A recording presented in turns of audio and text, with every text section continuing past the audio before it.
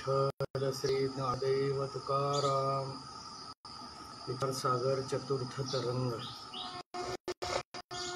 पान नंबर 96 यामध्ये 174 क्रमांकाचं आपण चिंतन करतोय। आभास हे कर्म करतो आणि त्याचं फलही आभासच भोगतो। चेतन कर्मही करत नाही आणि त्या कर्माचा भोगही भोगत नाही। कर्माच्या अनुषंगानं मोठा विचार आपल्याला पाहता येतो ते म्हणजे जन्ममरण हे कर्मावर अवलंबून आहे। कर्म आहे तर जन्म आहे, जन्म आहे तर मरण। जन्म मरण याला कारण कर्म आहे। केले कर्म झाले तेची भोग आले, उपजले मेले ऐसे किती। कर्माचा विचार हा शास्त्रानं प्राधान्यानं मांडलेला। कर्म असेल तरच जन्म मरण आहे। मग हे कर्म करतो कोण? कर्म शरीर करतं, कर्म इंद्रिय करतं,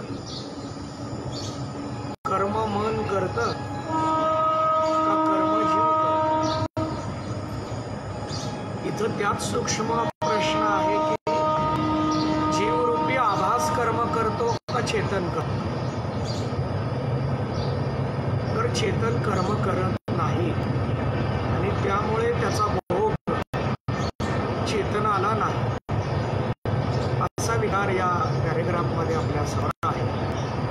कर्म इंद्रिय कर्म म्हणून त्या इंद्रियाला कर्मेंद्रिय असं संबोधलेलं आहे। काही ज्ञानेंद्रिय आहेत आणि काही कर्मेंद्रिय आहेत। ज्ञानेंद्रिय असली तरी ते कर्मच करतात। ज्ञान करून देण्याचं कर्म हे ज्ञानेंद्रियाकडून घडतं आणि प्रत्यक्षातलं कर्म करणं हे कर्मेंद्रियाकडून घडतं। ज्ञानेंद्रिय असू द्या किंवा कर्मेंद्रिय असू द्या, या दोन्ही कर्माचा विचार हा इंद्रियाच्या दृष्टीनं जर केला तर ज्ञानेंद्रिय आणि कर्मेंद्रिय हे दोन्ही सुद्धा कर्म करतात। कर्म करणं हे दोन्ही इंद्रियाकडे आहे। कर्म इंद्रिय करतात का आभास करतो असा प्रश्न आपला इथं चालू आहे। कर्म स्वीकारावं लागतं हे निश्चित आहे, कारण कर्म आहे म्हणून शरीर आहे, कर्म आहे म्हणून देह आहे, कर्म आहे म्हणून जन्म आहे आणि कर्म आहे म्हणून सुख दुःख आहे। कर्माचा विचार करत असताना आपण त्याचं चिंतन करतोय की कर्म हे इंद्रिय करतं, मन बुद्धी करतं का जीव करतो? कर्म जीव करतो चित्त करतो असा एक सूक्ष्म प्रश्न या पॅरेग्राफ मध्ये आपल्या समोर मांडलेला आहे। आभास कर्म करे है और फल देवे है, चेतन नहीं। आभास हे कर्म करतं आणि फल सुद्धा आभासच भोगतं। चेतन फल भोगत नाही का भोगत नाही तर ते कर्म करत नाही आणि म्हणून जीवानं सुद्धा शरीरात राहताना चेतनाप्रमाणे जर राहिलं तर त्याला कर्माचा भोग नाही। आणि म्हणून महाराजांचा एक तसा अभंग आहे, तुका म्हणे आम्ही झालो अग्निरूप, लागो नेली पाप पुण्य अंगा। अग्निरूप झालो, ब्रह्मरूप झालो की पुन्हा पापही लागत नाही आणि पुण्यही लागत नाही। पाप पुण्य नाही म्हणजे सुख दुःख नाही। पाप पुण्य असेल तर सुख दुःख। पाप पुण्य आहे म्हणून सुख दुःख आहे। पाप पुण्य नसेल तर सुख दुःख नाही। पण हे पाप पुण्य कुणाला? हे पापपुण्य कुणाला? पापपुण्य असेल तर सुख दुःख आहे, पापपुण्य नाही सुख दुःख नाही. मग पापपुण्य कुणाला? जो कर्म करतो त्याला. मग आपण प्रश्न केला की कर्म इंद्रिय करतं म्हणून त्याला कर्मेंद्रिय म्हटलं. पण ज्ञानेंद्रिय कर्म करत नाही का? ज्ञानेंद्रिय सुद्धा ज्ञान करून देण्याचं कर्म करतं. ज्ञान होतं त्या इंद्रियाकडून हे मान्य, म्हणून त्याला ज्ञानेंद्रिय संबोधलं हेही मान्य. पण ज्ञानरूपी कर्म करून देणं हे त्या इंद्रियाकडं आहे, म्हणजे त्या इंद्रियाकडून कर्म. डोळा ज्ञानेंद्रिय, कान ज्ञानेंद्रिय, जीभ ज्ञानेंद्रिय. डोळा ज्ञानेंद्रिय आहे पण पाहण्याचं कर्म. कान ज्ञानेंद्रिय आहे पण ऐकण्याचं कर्म करत. जरी ते ज्ञान इंद्रिय असलं तरी कर्म सुटलं नाही, हा यातला मुद्दा मांडायचा. ते ज्ञानेंद्रिय याचा अर्थ ते कर्म करत नाही, कर्मेंद्रियच फक्त कर्म करतात. कर्म करायचा शरीरात अधिकार फक्त कर्मेंद्रियाला दिलेला आहे असा अर्थ नव्हे. इंद्रिय म्हटलं की कर्म करणार आहे. मग ते 14च्या 14 इंद्रिय आली. चित्त चिंतन करण्याचं कर्म करतं. काही जण म्हणतील की बहुतांश लोकांना चिंतन हा शब्द सुद्धा माहित नाही. ते चिंतन करण्याचं कर्म करतं. चित्ताकडून चिंतन रूपीच कर्म नाही, चिंतारूपी सुद्धा कर्म आहे. फक्त त्याचा विचार असा आहे की चित्तानं चिंता करू नये, चिंतन करा. चित्त आम्हाला चिंतन करण्यासाठी दिलंय, पण चिंतन करायला लागलं कर्म आहे. चिंतन रूपी कर्म करायला लागलं. चित्त बुद्धी कर्म करते, मन कर्म करतं. 14च्या 14 इंद्रिय कर्म करतात. मग जे कर्म करतात त्याला पाप पुण्य. कर्म करणाऱ्याला पाप पुण्य. शुभ असेल तर पुण्य, अशुभ असेल तर पाप आहे. मग इंद्रियानं जर कर्म केलं तर सुख दुःख. कर्म जर इंद्रियानं केलं तर सुख दुःख कुणाला? इंद्रियालाच व्हायला हवे. कर्म इंद्रियानं केलं, सुख दुःख दुसऱ्याला देतो का आपण? नोकरी एकानं केली आणि पगार दुसऱ्याला दिला, चालतं का? हा, नोकरीवर रुजू होऊन काम नाही केलं तरी पगार मिळतो, हा पुन्हा वेगळा मुद्दा आहे. कारण तो कामावर आला म्हणजे काम करायला लागला असं गृहीत धरलं. तसं शरीरात नाही. इंद्रियानं कर्म केलं तरच त्याला फल आहे. शरीरामध्ये भ्रष्टाचार चालत नाही, होत पण नाही. एखाद्या इंद्रियानं कर्म केलं नाही, फल नाही. मग ते अनुकूल असो द्या प्रतिकूल असो, पण इंद्रिय कर्माविना राहू शकत नाही. इंद्रिय कर्माशिवाय राहू शकत नाही. मग आपला मुद्दा काय चालू होता? इंद्रिय कर्म करतं, पापपुण्य इंद्रियाला. मग पापपुण्य जर इंद्रियाला असतील तर सुख दुःख इंद्रियाला होतात का? होत नाही. कर्म जरी इंद्रिय करत असलं तरी सुख दुःख जीवाला का चेतनाला? जीवाला. आता कर्म इंद्रियाने करायचं आणि सुख दुःख जीवाला का? याचं उत्तर आहे त्या इंद्रियाचं तादात्म्य जीव घेतो. आता त्यात इथं सूक्ष्म प्रश्न आहे, सुख दुःख जीवाला का चेतनाला? सुख दुःख जीवाला का चेतनाला? तर जीवाला. जीवालाच का? तादात्म्य जीवाला आहे कर्माचं. शरीरात राहून तादात्म्य रहित असताना कर्म केलं, सुख दुःख नाही. लागो नेदे हे त्याचं लक्षण आहे. सुख दुःख त्याला नाही, कारण तो चेतनवत आहे. आता शरीरामध्ये चेतनवत आहे. चेतन हा असंग राहतो, चेतन हा असंग असतो. मग इथं प्रश्न आहे की आभास कर्म करे. हे कर्म कोण करतं? आभास. 174 पैराग्राफ. आभास कर्म करे है और फल वे है,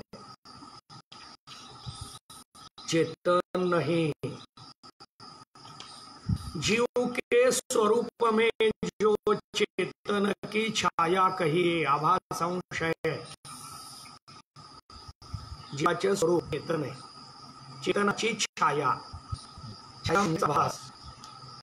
सो कर्मी काही कर्म करे है, तो आभास कर्मी आहे. कर्म करणारा त्याला कर्मी म्हणतात. कर्म करणाऱ्याला काय म्हणतात? कर्मी. कर्मी. ता कर्म करने वाले को छाया जो ईश्वर का आभास अंश है सो फल देवे है. बघा यात एक बारकावा आलेला आहे. कर्म कोण करतो? कर्मी करतो. कर्मी जीव आहे का चेतन आहे? जीव आहे. कर्मी आभास आहे का अधिष्ठान आहे? आभास आहे. कर्मी कोण आहे? आभास आहे, जीव आहे.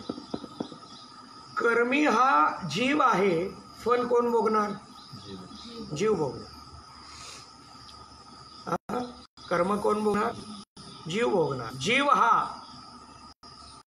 आभास आहे. या जीवाला कर्माचं फल कोण देतं? कर्माचं फल कोण देतो? ईश्वर देतो. इथं आहेच, ईश्वर देतो. पण ईश्वर सुद्धा आभास आहे, हा मुद्दा इथं मांडायला. बघा शेवटचं वाक्य. ता कर्म करने वाले को छाया जो ईश्वर का आभास अंश है सो फल देवे है. तो सुद्धा आभास आहे. म्हणजे शुद्ध चेतन कर्माचं फल पण देत नाही, कर्म भोगत पण नाही आणि कर्म करत पण नाही. आता 3 मुद्दे आले. आत्तापर्यंत 2 होते. आपण आत्तापर्यंत आभासाच्या दृष्टीनं 2 पाहत होतो. कोणते? आभास कर्म करतो 1 आणि आभास कर्म भोगतो 2. आभासाकडं 2 आहेत. एक कर्म करतो आणि कर्म भोगतो.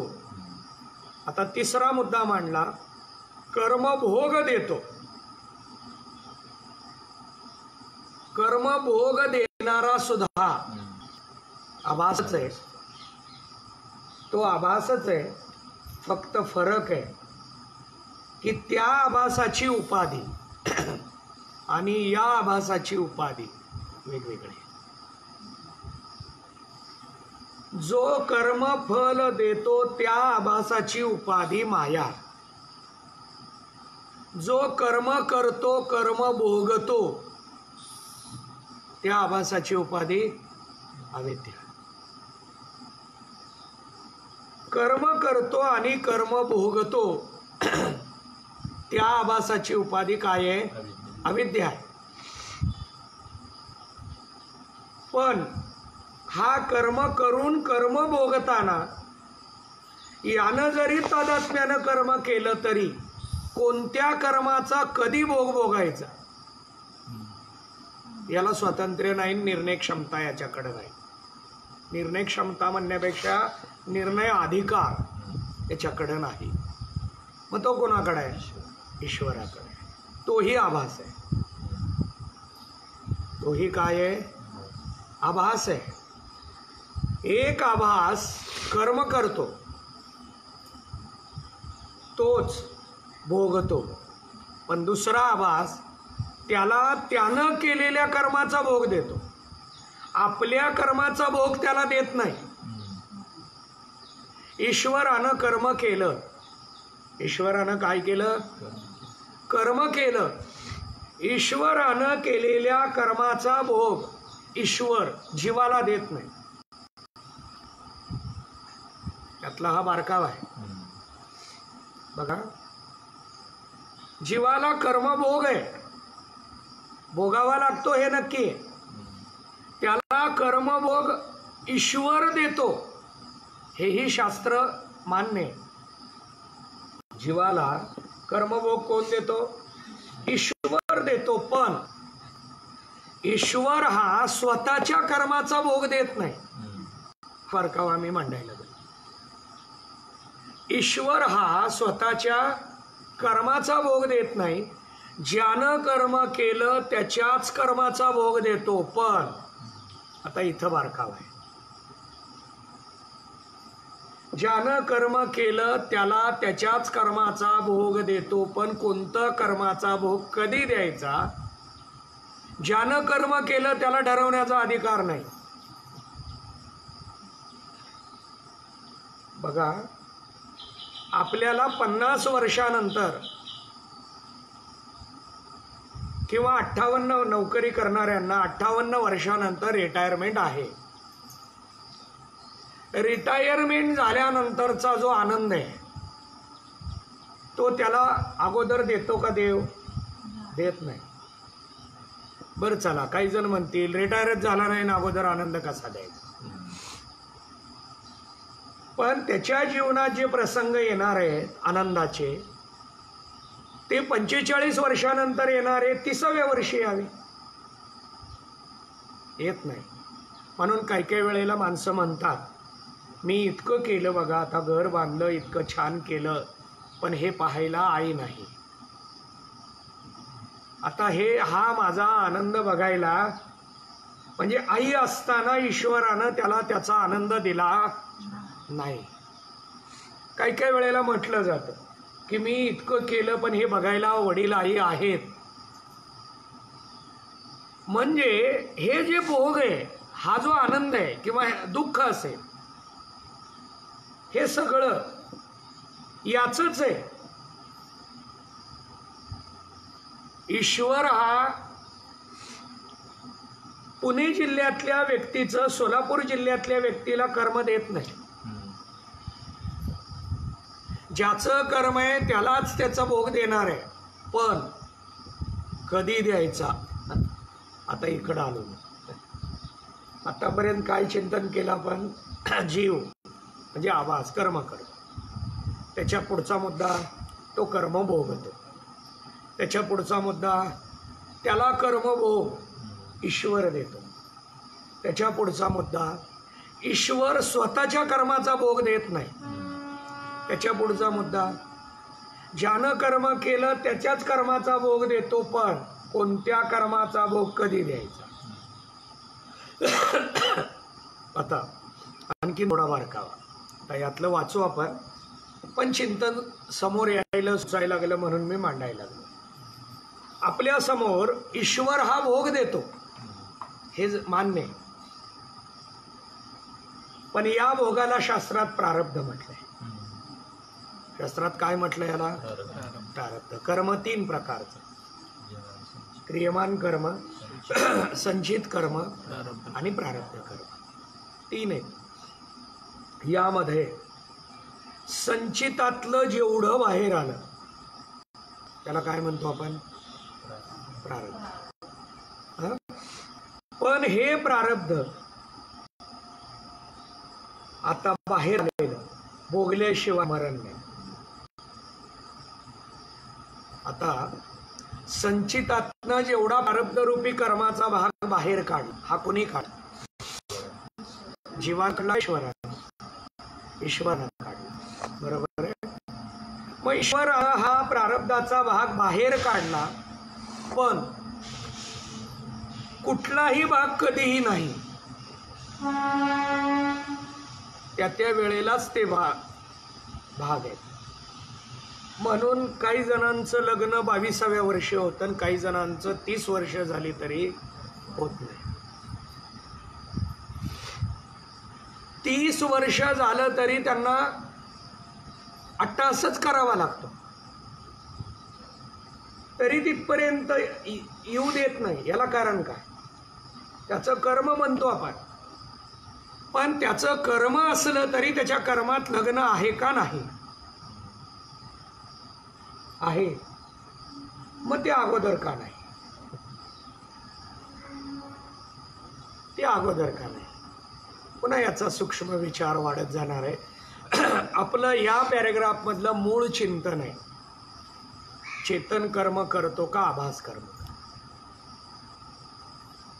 आभास भोग भोगतो का चेतन भोग भोगतो?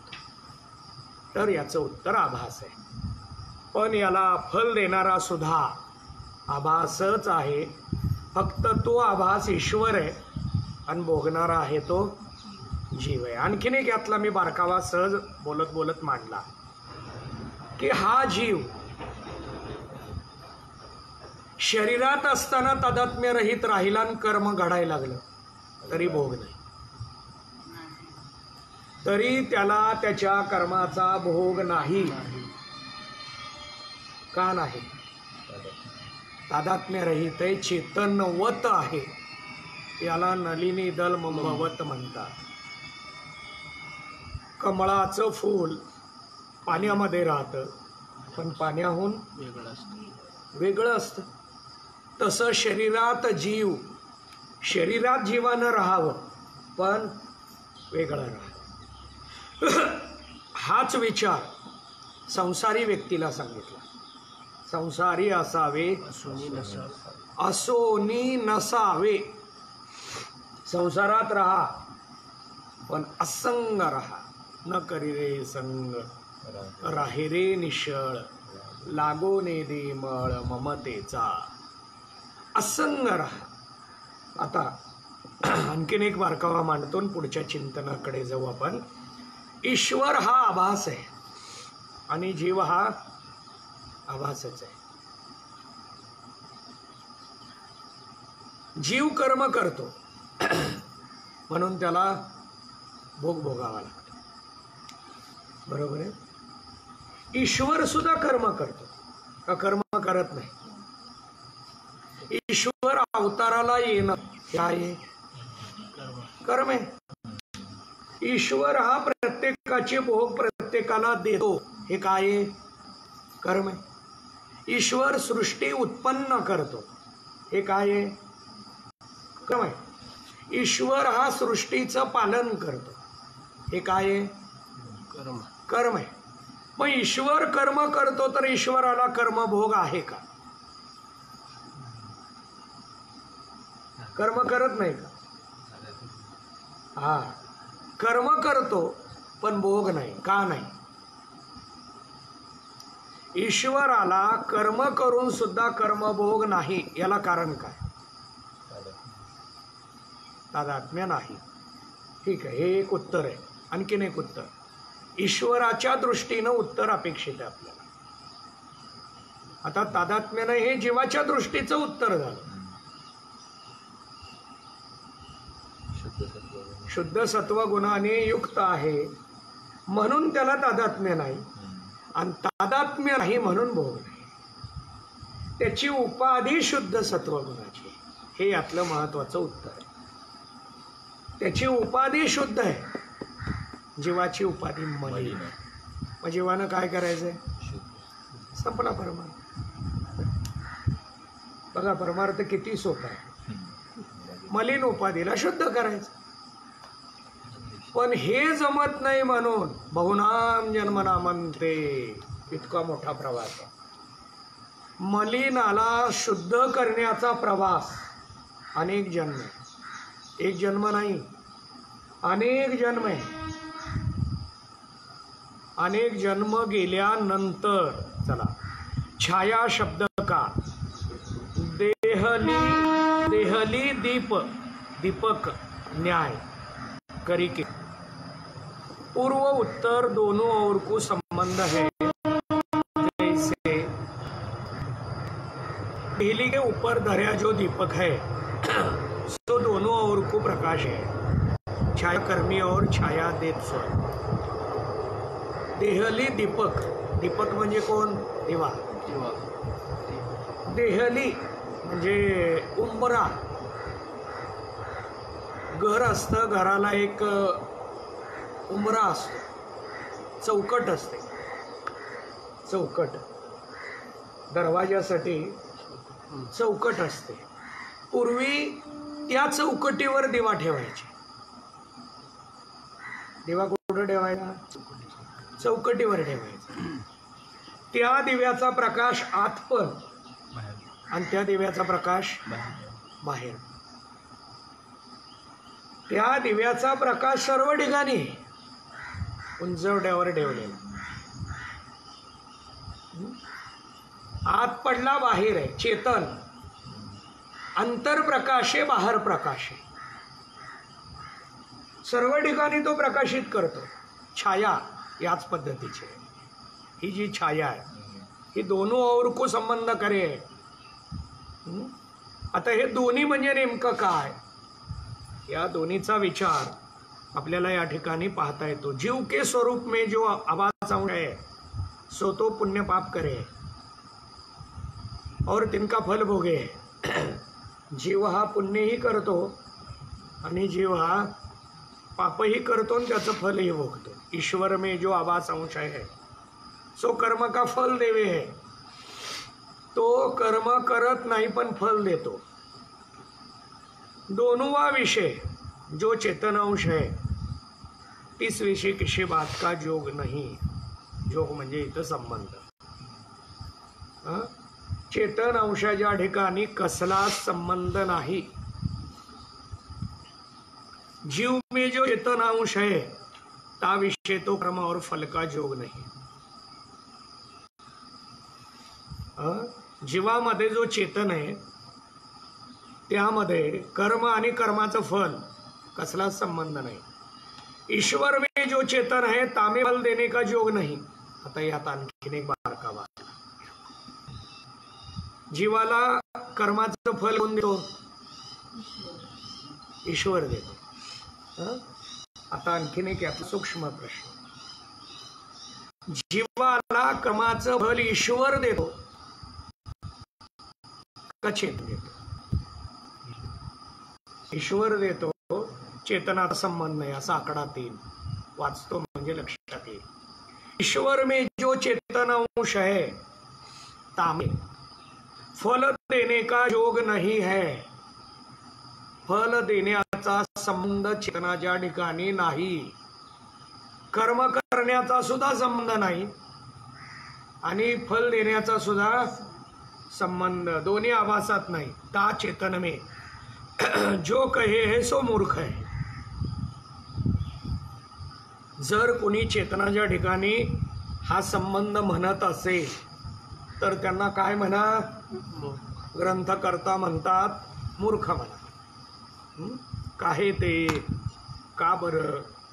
चेतन दोनों विषय असंग है। चेतन हे दोन्ही ठिकाणी असंग आहे।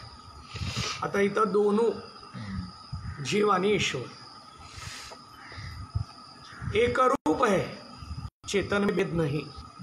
चेतनाच्या ठिकाणी कसलाच भेद नाही। तुम्ही घट आकाश माना, जल आकाश माना, मेघ आकाश माना, महाकाश माना, आकाश कायम आहे। तसं जीव चेतन, ईश्वर चेतन, कूटस्थ चेतन, ब्रह्मचेतन काही माना, चेतनात कसलाही भेद नहीं। जीव चेतन को जो ईश्वर चेतन से अथवा ईश्वर चेतन को जो जीव चेतन से भिन्न कहिए न्यारा जाने सो कुलोग कहिए निंदन करने योग्य लोक है।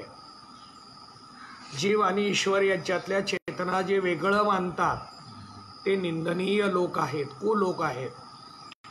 या कहने ते दूसरा जो प्रश्न किया था हे बोलल्यामुळं, हे सांगण्यानं जो दूसरा प्रश्न होता, जीव और परमात्मा की एकता अंगीकार करणे ते, जर जीव आणि परमात्मा एक मानले तर कर्म और उपासना का प्रतिपादक वेद निष्फल होवेगा.